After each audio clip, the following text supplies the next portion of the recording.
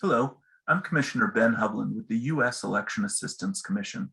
As we continue our recognition of Cybersecurity Awareness Month, I'm joined by Jon Ford, Managing Director of Global Government and Insider Threat Risk Solutions at Mandiant, who's going to cover the threat landscape of our critical election infrastructure and tips to assist election officials in safeguarding their networks. Election officials have had a crash course in adapting to the evolving cybersecurity landscape since the Russian interference of 2016 and the critical infrastructure designation in early 2017. Election security is not new, but the threats posed by nation-state actors and foreign adversaries was a significant shift to the challenges of maintaining the security and integrity of our elections. One of the privileges of my job has been to see firsthand so much of the hard work that election officials have put in, replacing paperless voting systems, hardening statewide voter registration databases, expanded use of post-election audits, and preparation with tabletop exercises and thousands of hours of training. Officials have been working through many approaches for mitigating cyber risk on known attacks, from backups to monitoring to patching to implementing zero trust security frameworks. But the nature of these threats and the challenges the elections community faces are evolving. And so we must try to prepare for whatever it is that comes next. One of the areas that I also want to focus on today that I believe is an area that is evolving and a real potential risk is insider threats. And I can't think of many people better to chat with about these issues than Jon Ford. Jon is a seasoned security leader with over 25 years of experience helping organizations become more resilient to various attacks, including insider threats. Jon, with your expertise on these topics and significant work in support of the election space, thank you for taking the time to speak with me today.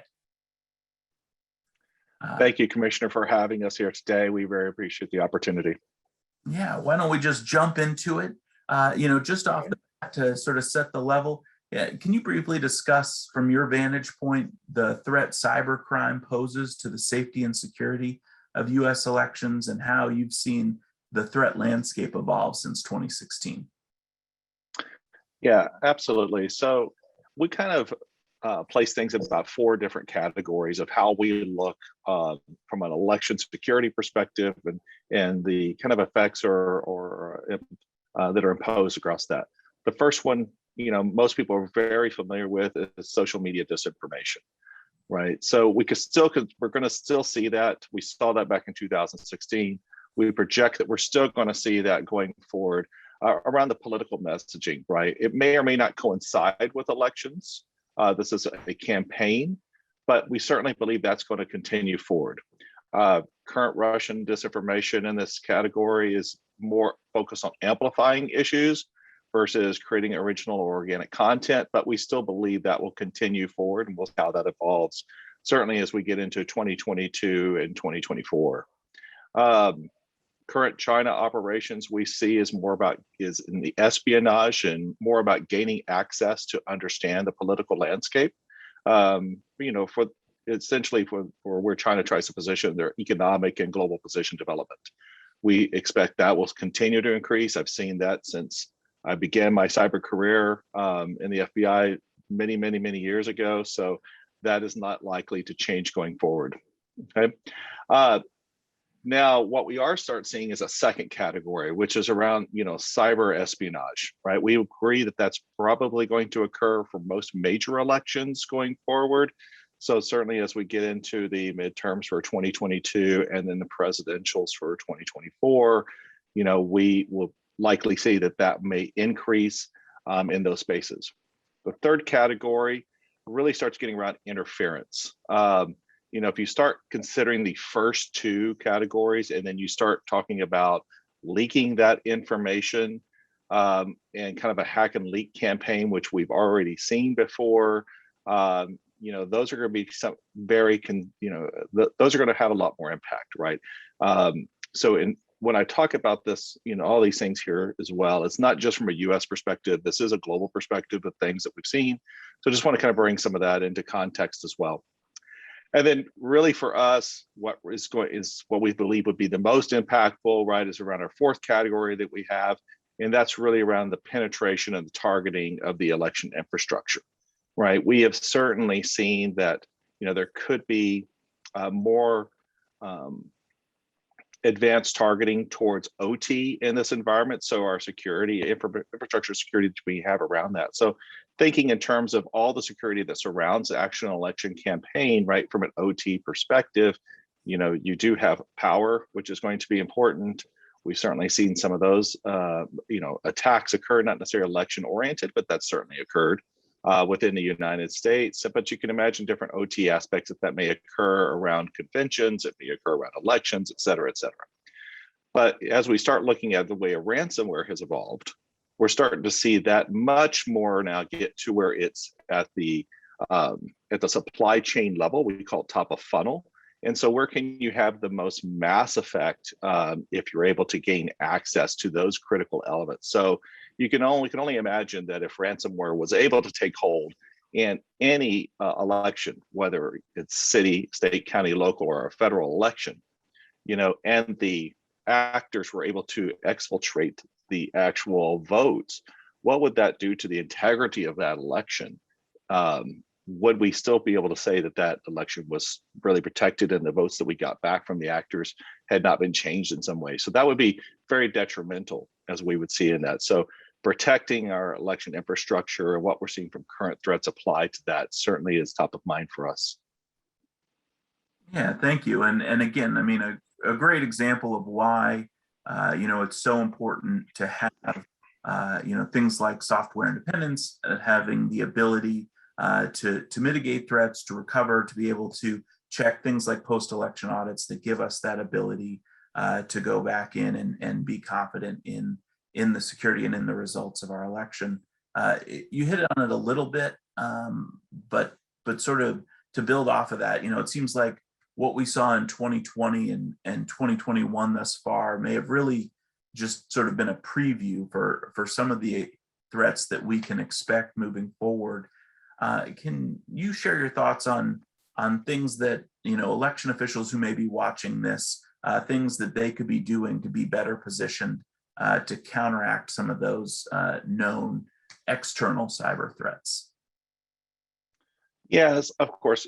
We do believe that we're going to see more collaboration between the information operation and espionage. So again, this is starting at the state-sponsored level, right?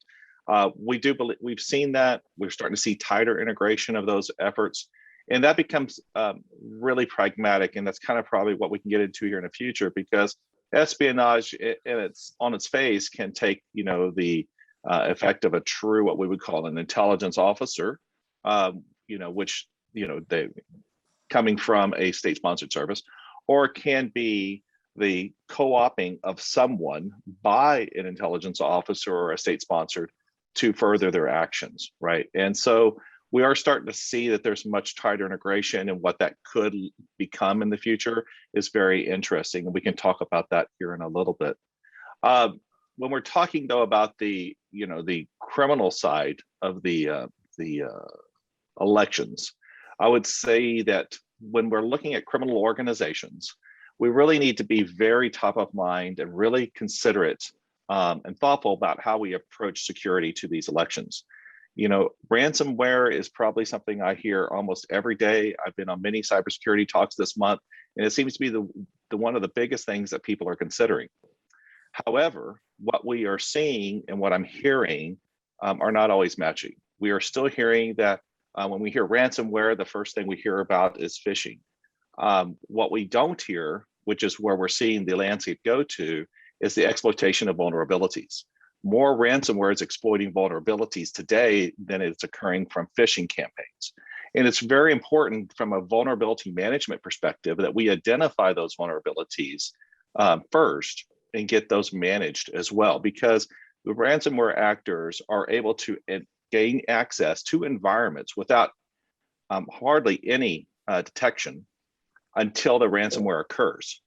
And they've already been in the environment usually for at least 7 days during that time. And then from that aspect, then they're exfiltrating the information, deleting the backups, et cetera, et cetera. So the vulnerability management is going to be key as we go into these elections and to ensure that's occurring, because, you know, they're using publicly available tools or living off the land inside of these environments, and those detections have to be key. One of the things that we are seeing presently is that in environments where we have done testing and working with our customers, and we're talking thousands of customers at this point, that the alerts that are coming to the SIM are only occurring about 9% of the time. So most of the alerts that should be coming to the SIM are not. And in a ransomware attack, it's about 36% of the alerts are actually coming up. So the vulnerability management and understanding, having that timely and correct detection is critical for protecting any type of infrastructure. Great. So, you know, for those of you tuned in at home, it may not be a Tuesday, but do your patching. You know, that is exactly, you know, you hear it time and again, but it matters. And you just heard it there about, you know, reducing those vulnerabilities. Yeah, to Go follow on, it absolutely does. Yes, patching is very critical that we do in here. But you know, we are looking at, right, network environments are multi-vendor, right? You can have many different vendors within an environment that, you know, that all apply security in some form or fashion to that network. But there's also the talking between those appliances, those multi-vendor appliances across the network that also provide some of those vulnerabilities as well.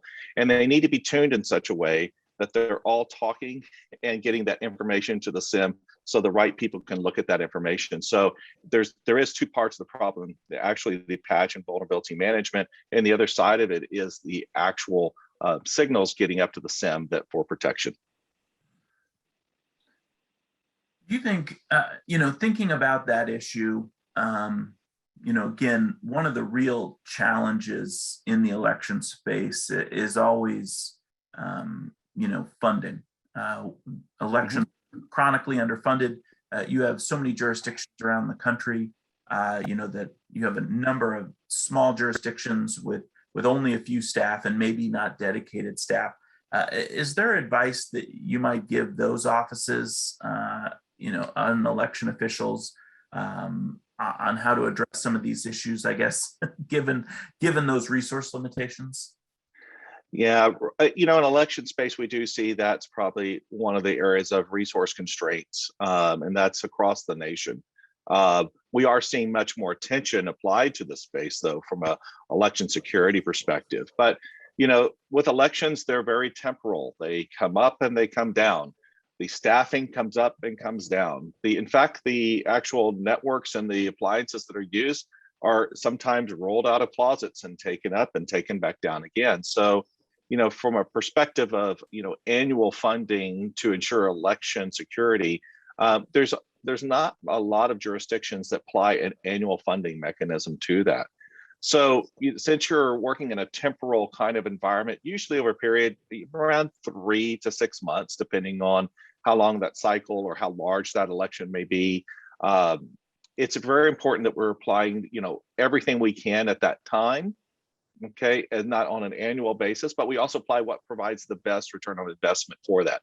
So, you know, we can talk about patch management and vulnerability management. It's absolutely key as we go through there. But, you know, I come from an old adage, right? There was an old commercial back when I grew up as a child, where this gentleman brought his car into the service mechanic to get an oil change. And the guy said the oil change was too much. And so the mechanic told him, you can pay me now or you can pay me later. And that really rings true, right? So he could either get the oil change or replace a motor in the future. But what we're looking at today is with that as well is preparation is key, right? So understanding that if we can make sure that at the very core of what we're doing, right, that we can get in there and do some of the key tenets. So we work off 3 kind of key tenets: preparation and hardening, monitoring defense, and then response, containment, remediation, right? So from the very beginning, the preparation and hardening is key, right? And so, you know, preparation can mean the simple things like understanding what the intelligence landscape is going to be. So you understand who would likely be attacking your elections. That way you're not trying to protect against the world, you're protecting to what's most relevant to you. Understanding what are the most exploited vulnerabilities that are occurring out there today. We provide that through our intelligence platform. It's actually free to state and locals as well. And you can look at what are the vulnerabilities most compromised today, so you can ensure that your environments are protected from those areas, right? And then you can also do exercises, just for like tabletop exercises to help work through these things. These are all very simple, low-cost things that can be done. However, what needs to occur though beforehand is the hardening perspective, the red teaming, the proactive service kind of engagements, the purple team. So you have your red and blue teams working together and getting more, if you can get into that maturity state around validation and really understanding how validation can help support from an automated perspective, not just testing the types of malware that could be employed against your environment, but also ensuring that all of those multi-vendor environments are communicating and getting all the right information to the SIM so those defenders can do their job when it's the right time. But that proactive part at the very beginning can play extreme dividends to harden that environment right up front, and it's much cheaper than the remediation that could come afterwards if a breach occurs. Eat your vegetables. Absolutely. Well, I mentioned in the beginning something that I had wanted to talk to you about again, particularly with your background. Yeah, I think insider threats may be an area that will need more focus moving forward. We know that insider threats, whether they are malicious employees or inadvertent actors, can prove to be just as damaging. Can you tell us a little bit more about those risks and why they can be difficult to prevent? Yes, so I've worked insider threats for decades at this point. And one of the things I'd like to dissect the discussion about is less about people and more about access, because defending against a person that's its own challenges and who that is. But from a defender perspective, it's all about access and access enablement. What we're seeing today from an insider threat perspective, it's less the old days of what we used to consider about thumb drives being inserted into a machine and either in exfiltrating information and then selling that to someone. Okay, that was kind of the initial thoughts of what people think insiders are. Much more today, it's groups. We see it's much more often that there are groups of individuals that are working together, either internal to an organization or internal and external, working with it to an organization. So this is really where the access enablement comes piece. We certainly see insiders that are working with the IT admins and the insider threat groups. They're supposed to be watching the admins in these cases to suppress alerts, investigations, et cetera. We see it from individuals and contractors all the way up into the C-suite to these. So it's kind of an interesting paradigm that we're going from an election perspective or from an insider threat perspective that we're seeing how that has shifted and changed. From an election perspective, some of the key areas that we look at when we're doing protections is that we have several areas that this could occur, right? So from an access or an access enablement perspective, there's usually, from a poll worker's perspective, they're usually volunteers that come in, less likely to be paid or vetted or going through some type of employment process. And they're there for, a very small amount of time in this. But typically there's a lot of unmanaged resources in that area. What I mean is that it's very difficult with the number of election sites that can occur out there to have someone from a local or state or county agency being able to be everywhere at all times around each employee, right? And so there's different pieces to the election infrastructure that still has access points, right? That we have seen photographed and sent to other people and attempts at manipulation or access. It's kind of an interesting paradigm, but there are the things that we get concerned about is, would they have the ability to install malicious software? Would they be able to do any kind of configuration changes on the devices themselves, or be able to somehow tamper with some of the software or hardware?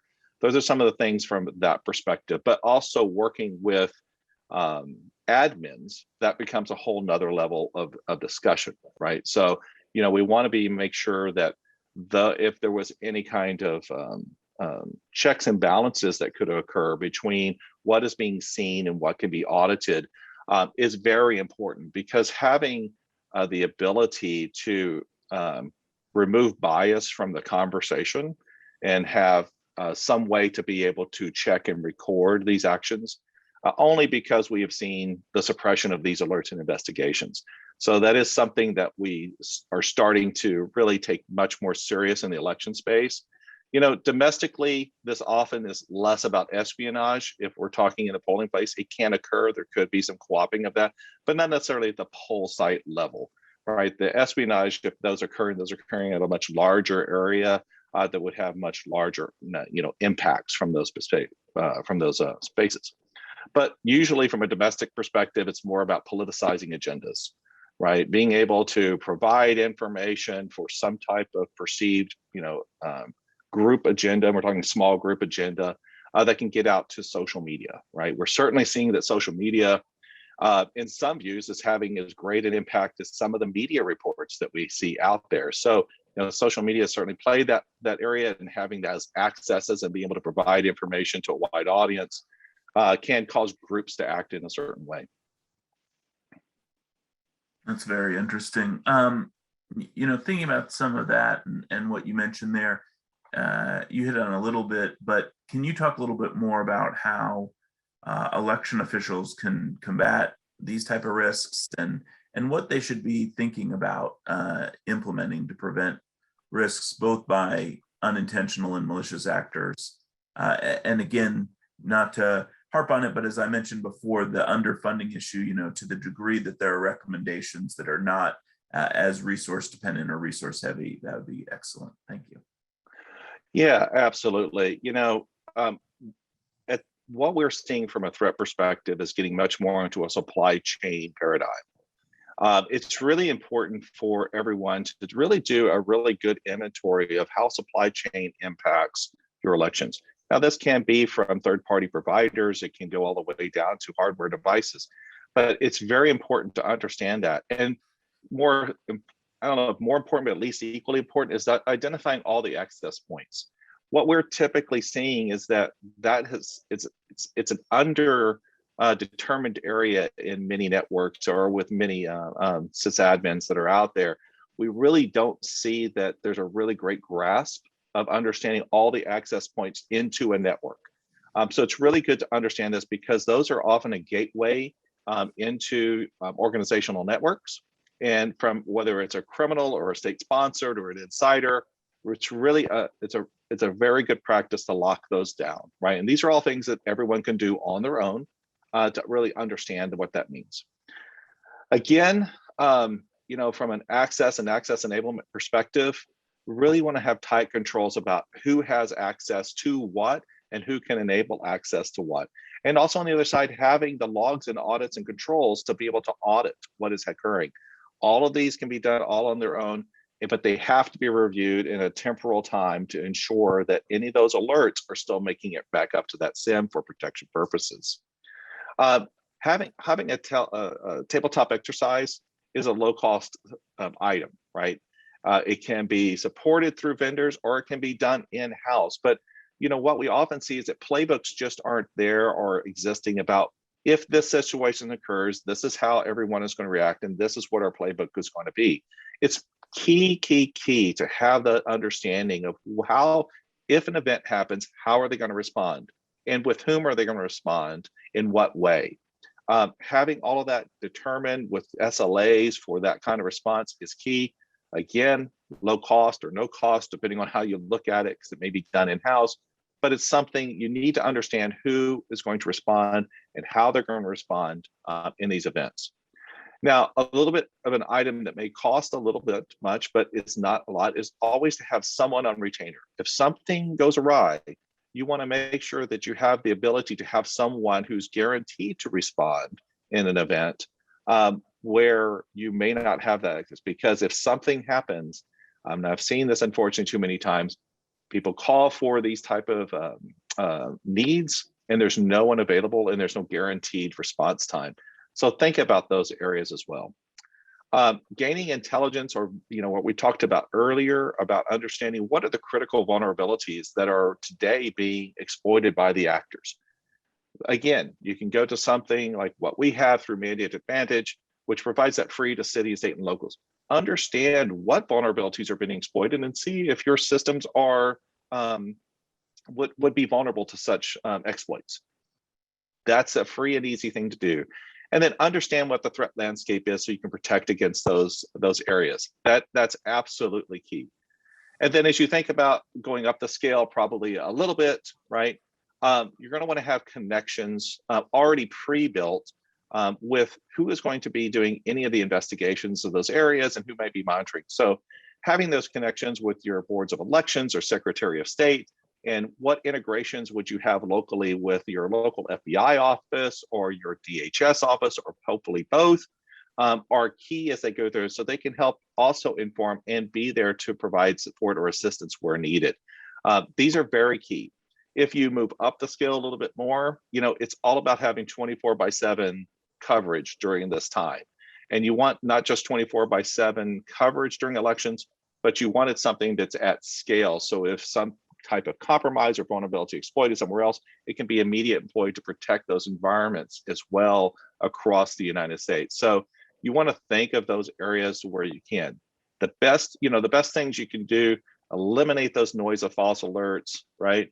Block those attacks before they start, patch those vulnerabilities, and ensure that your people are getting the right information at the right time so they can defend against those systems before an attack was able to take hold inside of an environment and cause damage. That's great. No, great tips there. And I think that, those pretty comprehensive. We hit on a lot there, but I want to give you a chance as we get close to the end of our time. The reality is cyber criminals, their technologies and attack strategies continue to evolve. And so while we've hit on a lot, as election officials are adjusting their approaches to cybersecurity and data protection, is there anything that we haven't hit on that you would want to make sure to let election officials know based on the current intelligence that you've seen around the election space? It's going to continue to evolve. We have to be realistic about this both from a state-sponsored and cyber criminals. They learn from each other. They see the techniques that are occurring out there and they start employing them. And unfortunately, a lot of times organizations are behind that curve because they're always in a reaction mode, right? So, if we could really just consider and getting down just to the key elements, right? That start with that preparation and hardening. I'm going to iterate on this again because these are key tenets if you want to employ something. Preparation and hardening, your first tenet, monitoring and defense as your second tenet, and response, containment, and remediation as your third tenet. And inside of all of those areas, really try to take advantage of how those are intelligence informed. You can't protect from everything. It's an overwhelming challenge, especially in elections where it's an underfunded area that usually are very temporal in their times that they're up or down working in those environments. So that's a surge kind of capability. Look at how you can surge those resources at that time. Try to provide funding or capability at least into those surge times for elections, usually for a 3 to 6 month period, to provide those abilities to help defend, right? To get that hardening done, to have those playbooks done, to have response capabilities prepared. And if you can work across ensuring that the vulnerabilities are managed, that you do have your playbooks, and that you're testing and hardening those areas, and then provide that 24/7 coverage during that time with threat hunting, if you can do it. But if you can have threat hunting during that time, then you will have a much better chance for having an election that is more secure during that time period. And as we look towards 2022 and 2024, definitely we want to do what we can to make those elections more secure. But those three tenets are key, and we're always available to discuss these in more depth with anybody that wants to discuss these. That's great. Well, we could probably talk about this all day. But with respect for your time and those watching, we'll end there. Jon Ford, Managing Director of Global Government and Insider Threat Risk Solutions at Mandiant. Thank you for joining me today for this conversation as the EAC recognizes Cybersecurity Awareness Month. I know every month is Cybersecurity Awareness Month for you, but I really appreciate you taking the time and sharing some knowledge with us today. Thank you. Thank you, Commissioner.